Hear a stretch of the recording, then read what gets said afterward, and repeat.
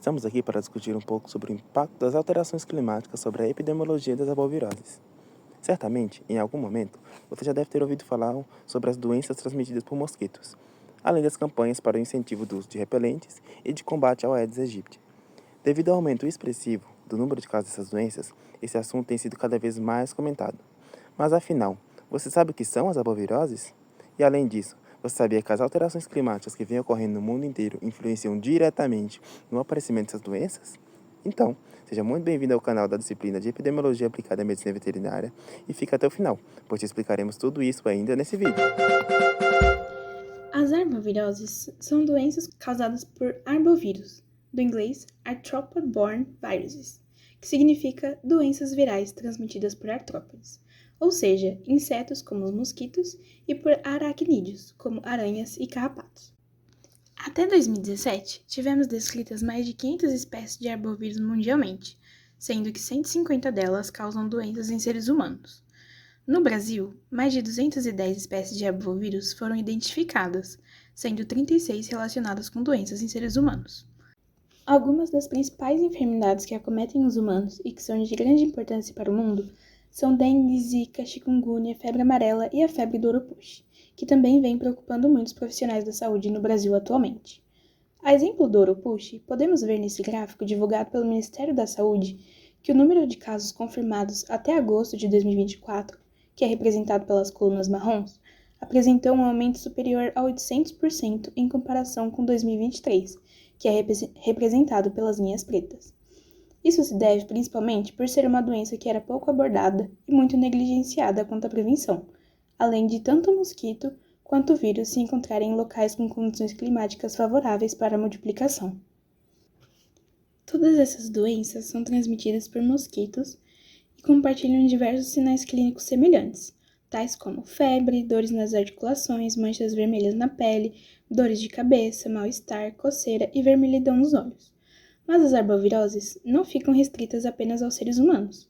Os animais também podem ser acometidos por diversos vírus transmitidos por artrópodes, causando quadros clínicos sérios, como o da encefalomielite equina, que é transmitida pelo mosquito do gênero Culex. Agora que você sabe o que são arboviroses, é preciso entender o ciclo dessas doenças e dos mosquitos. Nesse vídeo, nós vamos chamar os vetores de mosquitos, mas caso você chame eles de pernilongos, borrachudos, muriçoca, carapanã, entre outros, nós estamos falando do mesmo inseto. Em geral, seus ciclos de vida são bastante semelhantes, variando apenas na duração de tempo de acordo com a espécie, e ocorrem preferencialmente em regiões úmidas e quentes, possuindo 4 etapas que são principais: ovos, larvas, pupa e inseto adulto. Na cadeia epidemiológica das arboviroses, nós temos a fonte de infecção, que são pessoas ou animais doentes, a via de eliminação do vírus, que é o sangue, que os mosquitos vão ingerir ao picar uma pessoa doente, a via de transmissão, que são os mosquitos próprios, que transmitem os vírus tanto para indivíduos saudáveis quanto para os seus ovos, que posteriormente vão se tornar mosquitos adultos infectados já, a porta de entrada, que é a pele exposta dos suscetíveis, e os suscetíveis, então, que são pessoas ou animais que são saudáveis e podem ser picados por esses mosquitos infectados. Agora, quando você ouve sobre alterações climáticas, o que geralmente vem à cabeça? Aquecimento global? Seca? Chuvas desordenadas? Bom, as mudanças no clima podem ser desencadeadas por eventos naturais, mas ocorrem muito frequentemente por intervenção da atividade humana.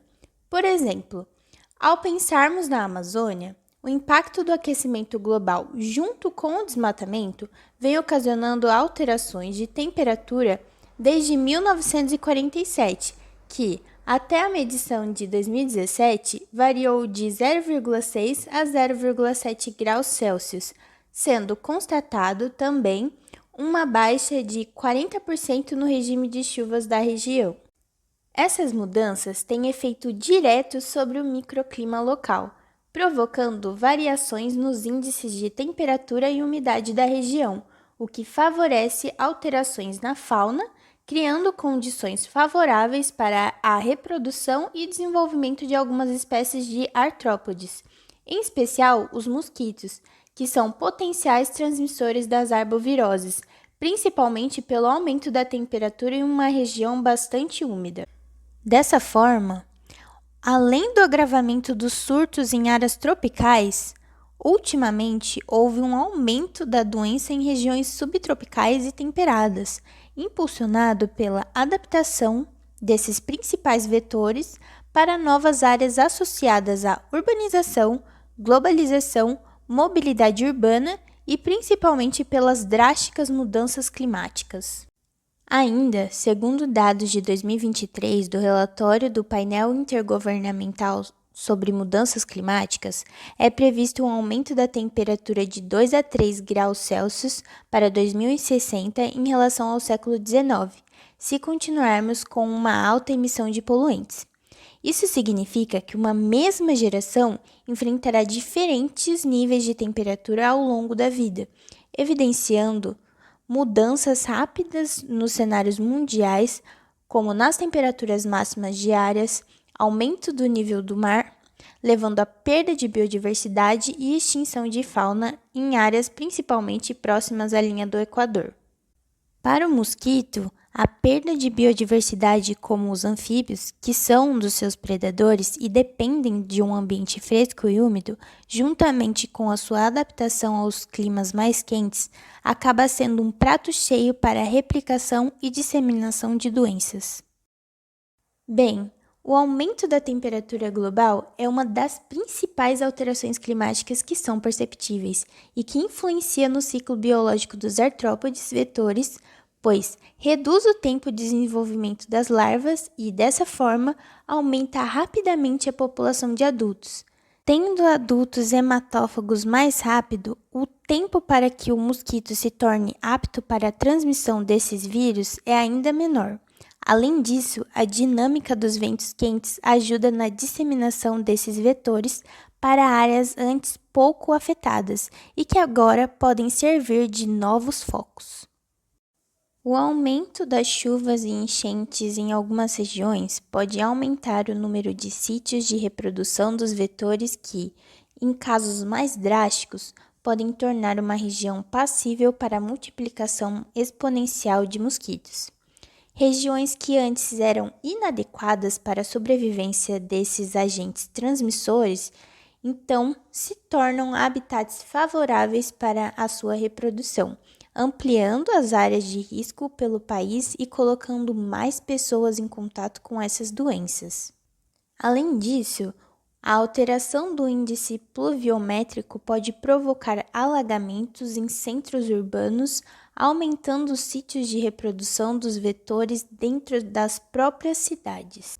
Apesar de parecer contraditório, o aumento das grandes épocas de seca também cria condições favoráveis para o desenvolvimento do mosquito, pois é um período em que as pessoas precisam armazenar água em tonéis ou outros tipos de depósitos artificiais, que muitas vezes não são fechados de forma adequada e servem como ambientes de proliferação dos vetores, podendo prolongar o ciclo replicativo da doença e alterar a distribuição sazonal. O crescimento desordenado de cidades, acompanhado da poluição em rios e terrenos baldios, favorece a formação de locais de oviposição. Além disso, a proximidade de centros urbanos e periurbanos de baixa renda também foi associada a um risco maior de adquirir uma infecção por arbovírus, devido à falta de atenção e cuidado do governo para com as pessoas que residem nessas áreas, visto que são locais que possuem saneamento básico defasado e alta densidade populacional, o que acaba sendo um facilitador de transmissão dessas doenças. Mas quais são as medidas que as organizações mundiais e brasileiras estão tomando para controlar e prevenir essas arboviroses? Quando falamos de medidas de controle e profilaxia das arboviroses a nível mundial, temos ações de assessoria e apoio técnico, tomadas, por exemplo, pela Organização Mundial da Saúde, junto com a Organização Pan-Americana da Saúde, que estabelecem uma rede de laboratórios nas Américas. Além disso, promovem também um plano de ação com base em 6 principais pilares para o monitoramento das principais arboviroses no mundo. Alguns desses pilares são monitorar o risco e realizar previsões futuras sobre possíveis epidemias e pandemias, reduzir o risco epidêmico local, melhorar a capacidade de detecção das doenças, a imunização da população, prevenir e se preparar para essas pandemias, fortalecer o controle de vetores e entre outros. O controle dos casos de arboviroses no cenário mundial é realizado individualmente pelas agências de saúde e prevenção de doenças, que possuem seus próprios planos de monitoramento, prevenção e controle dos casos das doenças. Um exemplo que podemos citar é uma organização associada à União Europeia, que realiza vigilância epidemiológica para a grande maioria das doenças com potencial risco no continente europeu, incluindo um robusto e completo plano de controle e prevenção das arboviroses. O Brasil vem adotando diversas medidas para controlar as arboviroses, dentre elas algumas ações federativas coordenadas pelo Ministério da Saúde, como a organização de campanhas de comunicação para conscientizar a população sobre a importância de eliminar criadores de mosquitos, a instalação de um centro de operações de emergência para o apoio aos municípios e estados responsáveis por monitorar a situação das arboviroses e montar estratégias de resposta a epidemias nacionais. E também a utilização do método Obáquia, que é uma bactéria que impede que o vírus se desenvolva, contribuindo para a redução da doença. Outro órgão importante nesse cenário é a Secretaria de Saúde, que vem tomando ações em estados e municípios, como a implementação de armadilhas usadas para capturar os ovos de mosquitos de Aedes. Ainda, para a dengue especificamente, foi incorporada recentemente no Sistema Único de Saúde, o SUS, uma vacina. No geral, para a prevenção de doenças transmitidas por mosquitos, o principal método é o controle do vetor, com o objetivo de evitar sua proliferação. As pessoas podem se proteger individualmente ou de forma coletiva, adotando medidas que possam protegê-los desde as suas residências até mobilizações a nível municipal. Quais são, então, as medidas de controle e de prevenção de arboviroses relacionadas com as alterações climáticas? A nível nacional, o Brasil tem adotado algumas estratégias junto com o Ministério do Meio Ambiente para controlar as alterações climáticas que, consequentemente, influenciam no ciclo do mosquito, como é o caso do Acordo de Paris, que é um tratado internacional para limitar a temperatura global e reduzir emissões de gases de efeito estufa em até 37% em relação a 2005, tentando então contornar o crescente aumento da temperatura e as mudanças nos padrões de chuva. Outra ação é o reforço da proteção da Amazônia, com operações de fiscalização da Polícia Federal, juntamente com o IBAMA, e a monitorização por satélite para detectar atividades ilegais, visando diminuir as épocas de secas prolongadas, impactando na precipitação da região e na biodiversidade local. Essas arboviroses representam um desafio significativo para a saúde pública, especialmente em um contexto de alterações climáticas, que dificultam os esforços para a prevenção e controle das doenças. Portanto, é fundamental a implementação de políticas que integrem medidas como fortalecimento de programas de educação e conscientização, implementação de práticas sustentáveis e monitoramento contínuo das condições ambientais e de vigilância epidemiológica das doenças. Ainda, é essencial a colaboração entre os governos, comunidades e organizações internacionais para controlar as mudanças climáticas, os vetores e, consequentemente, a incidência dessas doenças. Mas isso não reduz a nossa responsabilidade individual como cidadãos, fazendo necessário que todos nós tenhamos consciência, sem medir esforços, para diminuir o impacto dessas alterações climáticas, preservando o meio ambiente e cuidando das nossas casas para evitar a ocorrência dessas doenças. É isso. Esperamos que vocês tenham gostado do nosso conteúdo e até a próxima!